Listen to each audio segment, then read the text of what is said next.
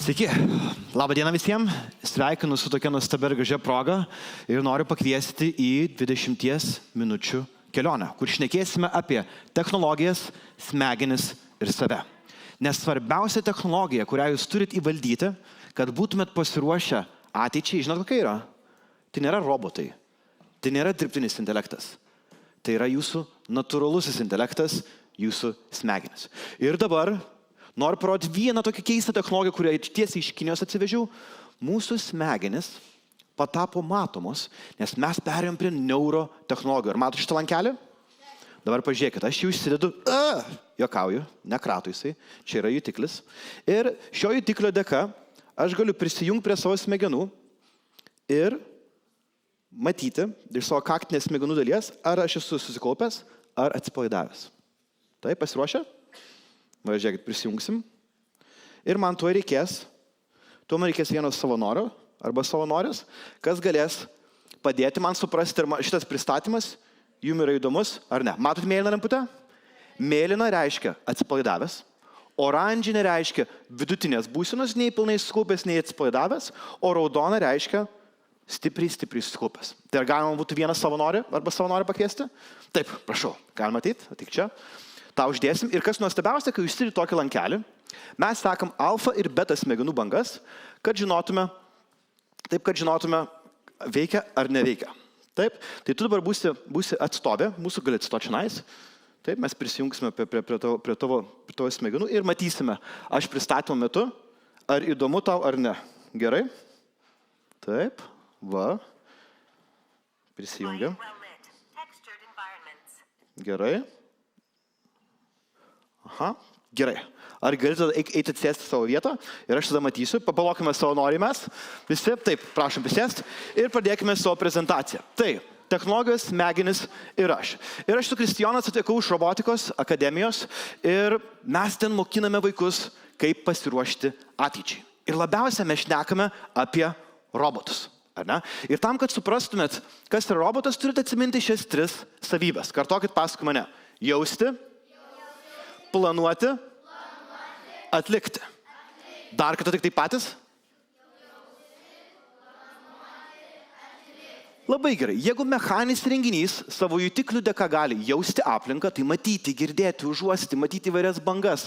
Jeigu jis gali kurti planą įvykus pokyčiui aplinkoje ir tą planą atlikti motorų dėka, jis yra robotas.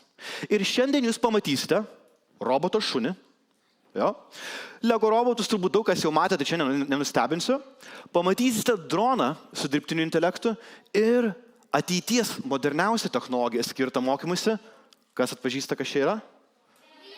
Taip, VR-as ir XR-as, kur kiekvienam vaikui erdvinio kompiuterio dėka mes galime suteikti robotus, dronus ir kitas priemonės. Pasirengę pamatyti šios įdomius dalykus? Labai gerai.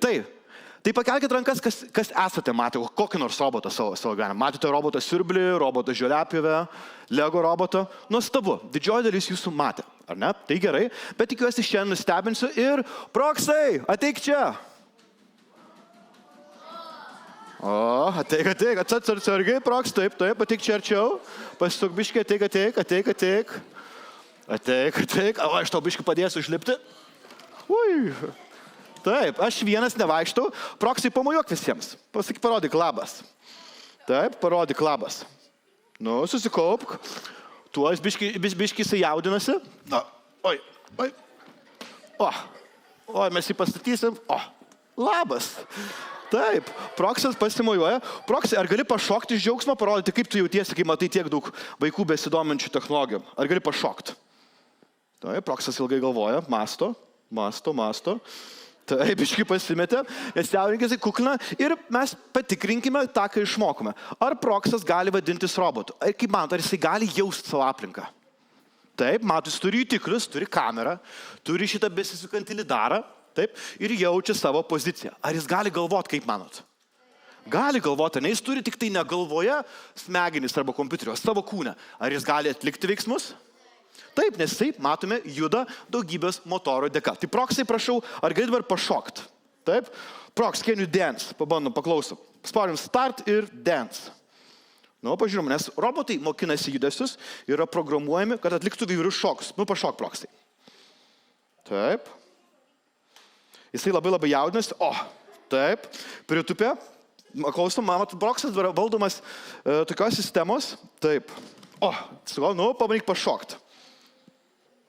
Pabandom dar kartą. Proksai, šokam. Hop. Oho, kietai, taip. Proksai, kas bus, jeigu nukrisi? Matot, moka nukrist, moka nusigauti. Ar gali proksai parodyti šokį savo? Ne pašokti, o šokį. Taip. Paskutinė mūsų komanda dar parodė, kai mokai pašokti. Nusdurimo. Proksas šiek tiek susijaudino, jam yra per daug kombinacijų, bet mes po to pasikviesime jų toliau. Bet ar pripažįstam, kad čia yra robotas? Taip? Aš žinot, kad aš daugiau negu 100 000 vaikų esu apklausęs ir visą laiką jų klausdavau, koks jūsų yra svajonių robotas. Žinau, koks numeris 1 būdavo svajonių robotas visų? Robotas, kuris daro namų darbus. Ir tas robotas dabar pas mus yra ne fizinis, o dirbtinis intelektas. Antroje vietoje buvo robotas augintinis. Robotas geriausias draugas. O žinot, kas buvo trečioje vietoje? Kaip? Aš žinot, kas trečioje vietoje buvo? Skraidintis robotas. Ir šiandien tokį pamatysite. Ir robotai yra tik tai dirbtiniai kūnai, kurie jaučia, planuoja, atlieka. Ir tik tai dabar, nuo seno, robotai įgavo labai jam reikalingą trunkantį dalyką, tai skaitmeninį protą. Tai dirbtinis intelektas yra skaitmeninės smegenys, kurias galite atpažinti, ar tai yra dirbtinis intelektas ar ne, iš tokio sutrumpinimo. Vadinasi, MAC. Tai kartokit paskui mane. Mokosi, atpažįsta, kuria. Taip? Tai įsivaizduojate, kaip neįtikėtina dabar, kad programos, skaitmeninės programos sugeba pačios mokytis, sugeba atpažįsti natūralią kalbą ir tekstą, o ne mes galime su jais kalbėti, su dirbtiniu intelektu galime rašyti. Taip, ir sugeba kurti tekstą, kurti paveiksliukus, kurti video, kurti muziką, kurti kompiuterinius žaidimus, aplikacijas ir visa kita. Ir kas būna neįtikėtina, kai mes sujungiame robotus su dirbtiniu intelektu. Čia pavyzdys, atsimenu, kadangi trečia svajonė buvo robotai su dirbtiniu intelektu atrodo taip. Taip. Matome, pakilo dabar dronas. Tuo jisai įsimena mane. Jis kaip ančiukas dabar išmok, kur aš esu. Taip. Ir dabar žiūrėkit, kas nerealu. Aš paimsiu ranką ir dirbtinis intelektas išmoko. Ištiesiu, žiūrėkite. Ir valdau dabar ranką. Ar ne? Galiu apsukti. Tada žiūrėk, galiu pasukti taip. Dabar galiu pridėti antrą ranką. Patolint, biškai atvėsinti jūs. Priartint. Taip, priartinsiu biškai. Taip. Taip. Ir žiūrėkit, duosiu jums komandą, grįžk man į ranką. Ar ne? Jau šito roboto valdyti nebereikia, paskui grįžk man į ranką ir jisai pats autonomiškai nusileidžia. Jis ne tik jaučia, ne tik planuoja, ne tik atlieka, bet ir mokosi, atpažįsta ir kuria. Ar ne? Kitai, ne? Matome, raudonai dega jūsų kolegės lemputė, reiškia, tikrai vyksta mokymosi procesas ir ateityje robotų su dirbtiniu intelektu tik tai daugės. Jūs dar šito nematote, bet net mano akiniai turi viduje dirbtinį intelektą. Ar matote, žiūrėkit, jeigu pakelsiu akis, matosi žalia tokio?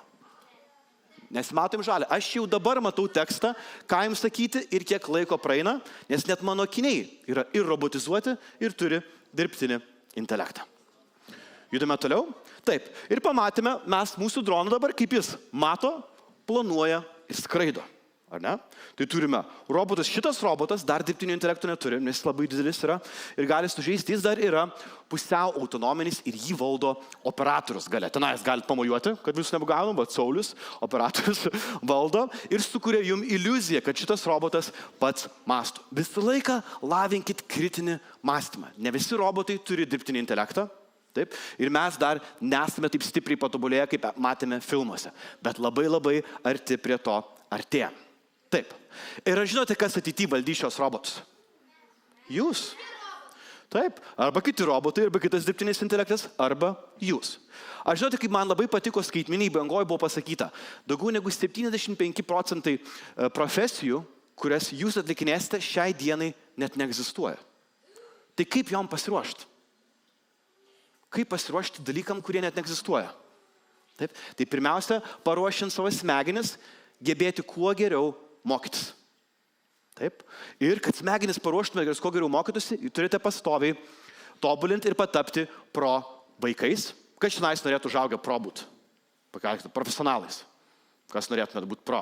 Nežinau, pro youtuberiai, pro streameriai, pro gameriai, ar ne?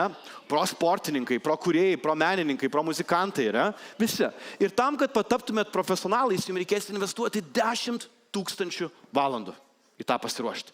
Ir naudoti pačius geriausius įrankius tai dienai, ar ne? Jūs turėsite mokėti konstruoti ne tik tai robotus, aplikacijas, svetainės, dirbtinio intelekto modelius. Jūs turėsite mokėti programuoti. Ne tik tai išorinius daiktus, kaip robotai, dronai, bet ir savo vidinius. Taip, turėsite mokėti programuoti savo dieną, kad jinai būtų sėkminga. Savo įpročius. Taip, ir be abejo turėsite mokėti kurti su dirbtiniu intelektu. Taip, nes taip pat kaip elektra, taip pat ir dirbtinis intelektas bus vienas labiausiai žmonijų pakeitusių išradimų. Pritarėt ar ne? Taip. Kas šiandien esate su dirbtiniu intelektu, ko nors bandė daryti? Bandėt kad nors? Labai gerai. Svarbiausia tik tai nenaudoti dirbtinio intelekto kaip mąstymo pakaitalų, o naudoti kaip pagalbininką. Taip, ir tai prasideda dabar. Taip, bet tam, kad jūs būtumėt pasiruošę ateičiai, va, kaip man patinka, raudonai dega, ar matot visi kaip raudonai dega lemputė? O, tik užgeso į oranžinę. Raudonai lemputė reiškia, kad yra stipriai alfa ir beta bangose, kai tavo kaupimas yra didelis ir naujos neuronų sinapsės formuojasi naujus tinklus ir išmokstama nauja informacija. Todėl jums labai svarbu, kuo anksčiau išmokti įvaldyti savo smegenis. Taip. Ir numeris 1 jūsų didžiausias resursas yra jūsų dėmesys ir koncentracija. Ir aš noriu pasidalinti su jumis tokia labai smagia formulė. Taip, kurią jūs galite treniruoti kasdien. Ar žinote, kiek jūs galite per valandą minutėmis išlaikyti dėmesio pagal savo amžių? Pabandykite atspėti skaičių. Taip? 30. Kas dar kokį spėjimą? Manai, kad 35 minutės gali išlaikyti dėmesį per valandą. Labai gerai, man patinka entuziazmas. Paskutinis taip. 45 minutės. Ne, šiaip pagal neuromokslus formulė yra tokia, iki 25 metų. Tai yra jūsų amžius kartu per valandą minutėmis. Tai kiek galite per valandą išlaikyti dėmesį? 20. Jeigu jums yra 10 metų, tai per valandą galite išlaikyti 20 minučių dėmesį. Ir ką tada reikia daryti, kai jūsų dėmesys nusenka? Kaip manot, koks yra geriausias būdas atstatyti savo dėmesį? Miegoti, bet negali, tai nueini pamokas, 20 minučių praėjo ir ką, eini pamiegoti? Judėti, teisingai. Tada, kaip aš dažniausiai ką darau, tai prasišokinėju, padarau greitus, trumpus pratimus, prasijudu ir atgaivinu savo smegenis. Tai labai kviečiu ir jūs, jeigu jums sunku susikaupti, mokinate sudėtingus dalykus, ar tai būtų matematika, lietuvių kalba, ar anglų, prasijudėkit. Tai yra geriausias būdas atstatyti jūsų svarbiausią resursą smegenis. Taip, ir žinote, pats svarbiausias dalykas jūsų gebėjimui mokytis ir pasiruošimui, ir žinote koks, iš šitų 3, kaip manot? Pats svarbiausias? Miegas. Jūsų besiformuojančiam smegenim be galo svarbu yra kiekvieną dieną išmiegoti 8 valandas. Nes tuo metu jūsų smegenis persikrūna visiškai, išsivalo save ir pasižiūri, kurie išmokti dalykai per tą dieną yra verti išlikti jūsų smegenėse ir panaudoti ateičiai, kad jūs kuo geriau būtumėt pasiruošę. Tai koks dalykas yra pats svarbiausia apie jūsų smegenis, kad turite jas treniruoti kasdieną. Ar ne? Taip. Ir dabar mūsų laukia fizinė užduotis. Taip, matau dabar, kadangi neatsivežiau aš tiek daug lankelių, kiek yra jūsų, man labai svarbu yra pamatyti jūsų susikaupusio roboto veidą. Ar galite dabar pagalvoti visi ir įjungti savo labiausiai susikaupusius veidus? Pabandom, skaičiuosi iki 3 ir rodykit man ir aš skanuosiu savo akiniais, kurie turi labiausiai susikaupusi veidą. Pasirengę? 1, 2, 3. Parodykit savo susikaupimo veidus. Taip. Ir ateityje dirbtinis intelektas iš kameros galės nustatyti, ar jūs esate susikaupę ar ne. Ir jau tokios šalis kaip Kinija reguliariai naudoja papildomus dirbtinio intelekto įrankius, kad sektų realiu laiku, vaikai yra susikaupę ar ne. Gerai, tai atsiminkite tą jausmą, kai esate susikaupę ir stenkitės kuo ilgiau per dieną su juo išbūti. Puiku. Taip, jūsų smegenis yra superkompiuteris. Kuo daugiau jį treniruosite, tuo stipresnės jos bus. Taip? Ir žinote, kokie yra didžiausi pavojai dabartiniai, kurie gresia jūsų smegenims. Kas iš šiandien žiūrite YouTube'ą? Pakelkite rankas, ar ne? Kas iš esančių žiūrite YouTube Shorts? Ar žinote, kad tai yra vienas didžiausių pavojų jūsų smegenims? Ar esate girdėję apie tokį dalyką brain rotą? Taip, atsimenat 6-7? 6-7, teisingai, ja? Taip, 6-7 turime mes Italian brain rotą ir kitą. Ir šitas dalykas yra be galo pavojingas, nes tai yra kaip ultra suprocesinta informacija. Tai kuo lengviau jums žiūrėti video, tuo jis yra jums nesveikesnis ir tuo labiau žaloja jūsų smegenis. Lik virusas. Brain rotas yra lik virusas jūsų superkompiuteriui, jūsų smegenims. Ar ne? Matome kaip 6-7, turime mes daugybę mimsų, turime įvairiausių jūsų žodžių, Ohio, Riz, Mewing, ne? Gaiat, ko tik neturime. Ir visi šitie žodžiai parodo, kad jūsų skibidi toilet, skibidi Ohio, Riz, visą šitą mes žinome ir suprantame ir stengiamės išmokinti jūs, kad jūs to vengtumėt ir tausotumėt ir gydytumėt ir prižiūrėtumėt savo superkompiuterį, kad galėtumėt jį pastiprinti. Kaip? Jau nebepopuliarūs, ne? Tai labai gerai. Artėja. Ir dabar mes pabaikime šnekėti apie kaip treniruoti smegenis. Tai ar esat girdėję apie 20-20-20 taisyklę? Taip. Taip, 20 minučių skaupus, 20 minučių tik tai prie įrenginio ir 20 minučių sportuojant. Taip, tai 20 minučių skaityti, galite leisti per dieną 20 minučių praleisti prie išmanių įrenginių ir 20 minučių sportuojant.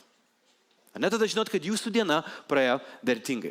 Kviečiu be galo labai niekada nepraleisti dienos nepabuvus lauke. Prikvėpavus daug gryno oro ir fiziškai pajudėjus. Ir jeigu jau naudojate technologijas, žinot, ką su jomis daryti? Nebūti pasyviu stebėtoju, o būti aktyviu kūrėju. Sugebėtumėte tai padaryti? Ar pažadėtumėt? Jeigu jau mėgstate žiūrėti video, tai kurkite video. Jeigu mėgstate žaidimus, tai kurkite žaidimus. Ar ne? Jeigu mėgstate naršyti ar žiūrėti kitų kūrinius, nepamirškite kurti ir patys.